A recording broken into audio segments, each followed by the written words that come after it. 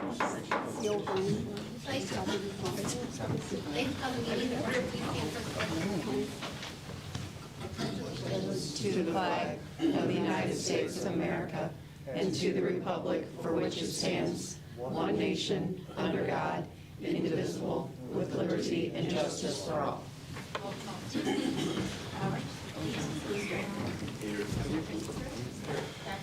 Here.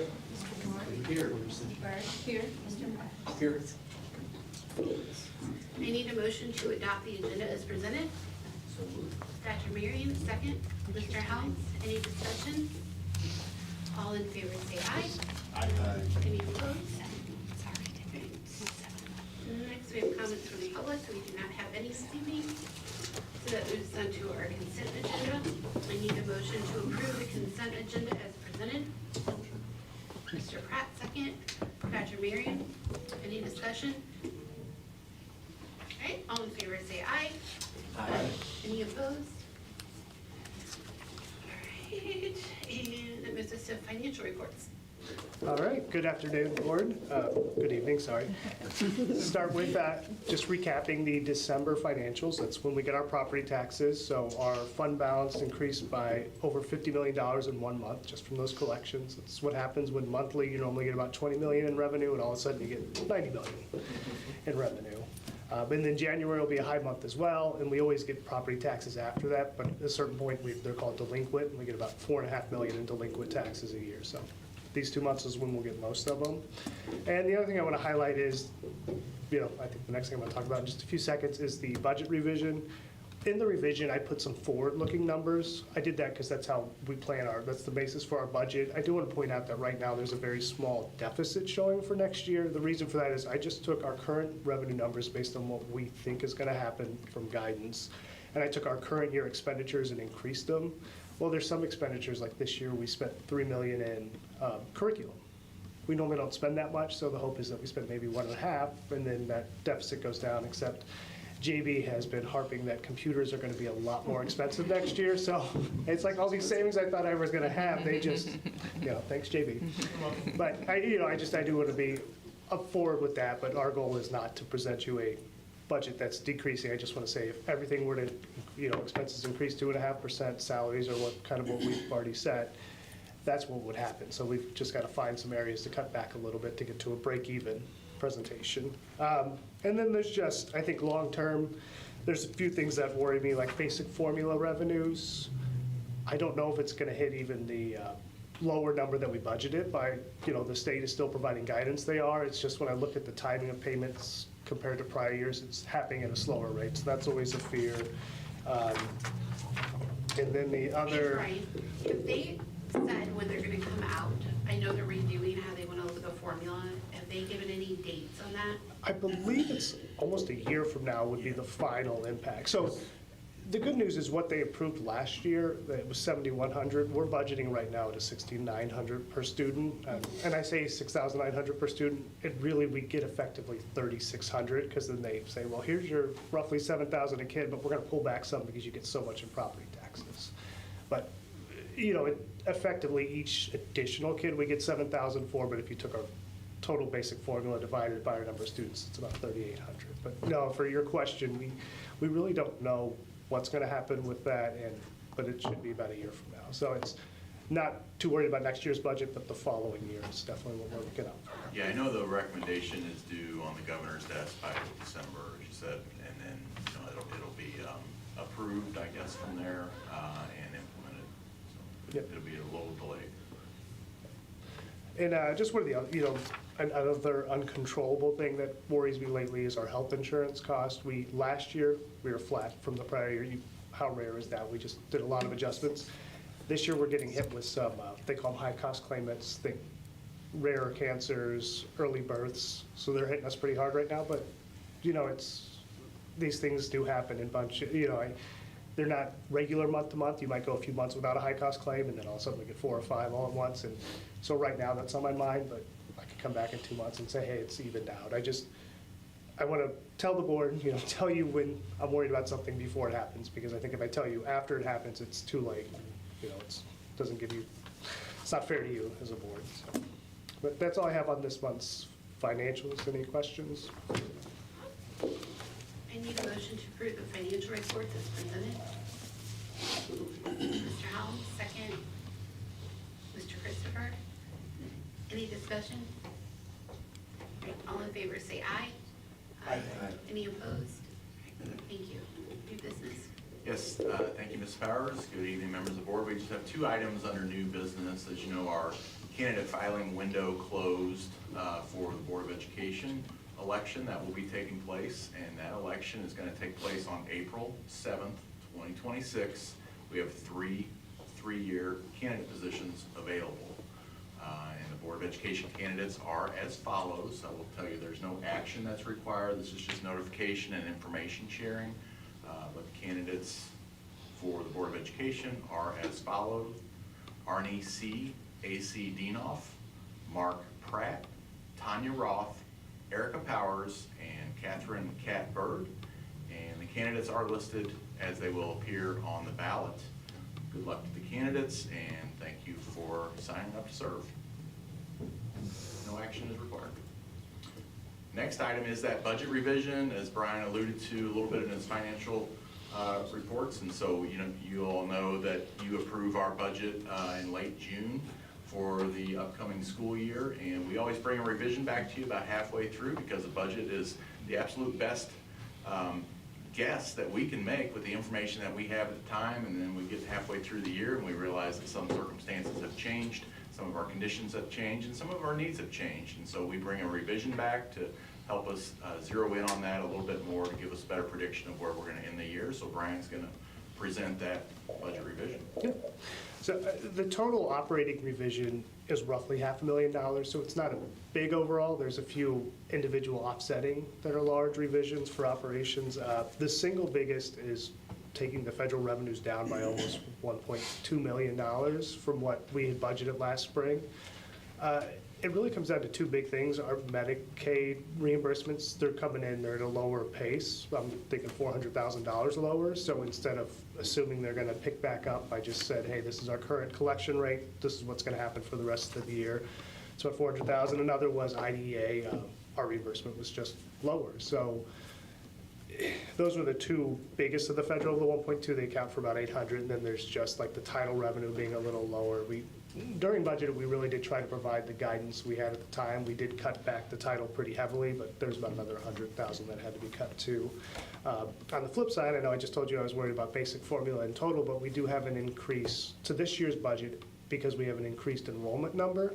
That's almost directly tied to, we have more students completing launch at summer school. So every student that completes that, we get a portion of an ADA for it, and we just had added like 50 to 60 students to our count, which, as I told you, each additional student's about $7,000. So that was a very big help to our budget for this year. As far as the expense side go, we had 2 main expenses that increased. One was salary.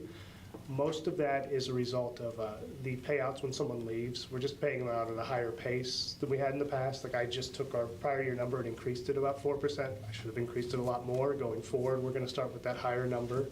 The other expense that increased was our private placement tuition. I had talked about that. Even though we had increased the budget from what we had spent before, it is growing even faster.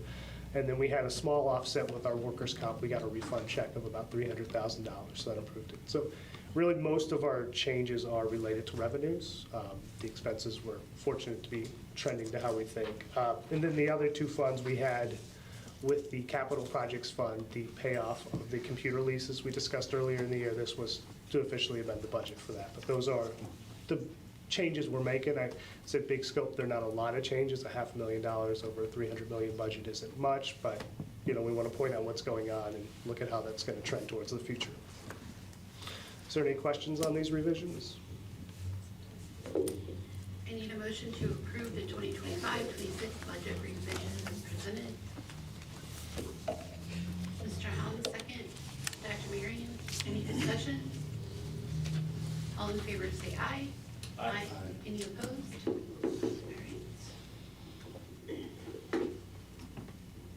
We have our comments from the Board of Education. I'll start with you, Dr. Marion. Thank you. I'd like to do a shout out to Mary H., a student at North Middle, who's among 12 county middle schoolers to design a finalist and the election authority's first ever I Voted sticker contest. Voting is open on the election authority website until January 22nd, so go vote. The winning design will be featured as the sticker for all voters this year. It will be displayed with credit to the artist at all polling places and prominently all year at the election authority office. So nice work, Mary. Mr. George? Thank you. Congratulations are in order for West High Assistant Band Director Marissa Kaiser. She was selected by the Michael D. Sewell Memorial Foundation to join band directors from every state, as well as Canada and Mexico, in a unique performance marching in the Rose Bowl Parade. Kaiser marched with the Directors Ensemble in the Rose Parade. And again, congratulations. And for the holiday coming up, I know sometimes we just take for granted that we have a holiday, and sometimes we just need to reflect on why we're getting that holiday. I'm gonna share a quote. I have the audacity to believe that people everywhere can have 3 meals a day for their bodies, education and culture for their minds, and dignity, equality, and freedom for their spirits. That's from MLK Jr. And I think in light of recent events in communities across America, I think this is a very good one. And that's all I have. Thank you. Mr. Christopher? I'd like to talk about the U.S. News and World Report has released its rankings of K through 8 schools by the state, and some more national recognition here. Middle schools I have ranked the top 6% out of 1,478 schools ranked, and the elementary schools ranked in the top third of 1,830 that we ranked. Congratulations to everybody. It just really sets a strong foundation for our students at the elementary and the middle schools, and just shows what, you know, the teachers are doing, what everybody's doing, the kids are working hard. So it's a great recommendation, very proud of everyone. Thank you. Mr. Pratt? Sure. North High School, men's wrestling, we have 2 different seniors that helped bring home the GAC tournament, the first tournament the school's won since 2010. And seniors Cole Aguirre, as well as Deacon Moran, have also each logged 150 career wins, and they're on pace to challenge that record. But the season's still up, and we just want to wish all the wrestlers at Fort Zumwalt within the district the best of luck. Back to the Rose Bowl. Congratulations to seniors Kara Wilson, a clarinet player, and North High School junior Andrew Wershing, who plays trumpet. They were both there at the Rose Bowl, and I'm going to credit them with helping the Hoosiers bring home a win. Thank you. I'm excited to share that General Motors awarded Fort Zumwalt a $30,000 grant for Fort Zumwalt's Future is Now K through 5 Students Engineer Advanced Manufacturing Program. This program aims to engage K through 5 students through our elementary school libraries to help cultivate a generation of learners who develop the confidence and motivation to excel in manufacturing fields, as well as tackle the complex problems faced by modern industry. We're building the workforce of tomorrow, one solution at a time. Mr. Evans? All right, back to Fort Zumwalt North. In the last month, 2 Panthers have claimed the school's single-game 3-point shot records.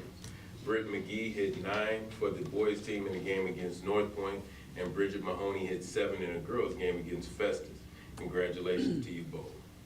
This month's virtual art show is live on our website. Thanks to the students at South High and MGN Elementary, and to our teachers for sharing your work with us in the January show. Connecting with our community is a priority, which is why for several years we have sent quarterly newsletters to thousands of mailboxes. Unfortunately, printing and mailing are becoming cost prohibitive. 2 printed updates remain on the schedule as we look for new ways to help you connect with your schools. One way is to subscribe for email version. We promise your email address will only be used to help you keep up with Fort Zumwalt and participate in important conversation about our schools. Go to our website. In the banner, click Get Email Updates to add your email address for the next quarter. All right, that closes us For our open session, please note, this concludes our agenda, and we will not return to open session after the closed session. I need a motion to go into closed session in accordance with RMSO 610.021 to discuss the approval of the minutes from December 18th, 2025. Closed session meeting, hiring, firing, promotion of personnel, and student personnel. Motion, Mr. Christopher, second please. Ms. Byrd, roll call please, Ms. Moore. Mrs. Powers? Yes. Mr. Helms? Yes. Mr. Christopher? Yes. Dr. Marion? Yes. Mr. George? Yes. Mrs. Byrd? Yes. And Mr. Pratt? Yes.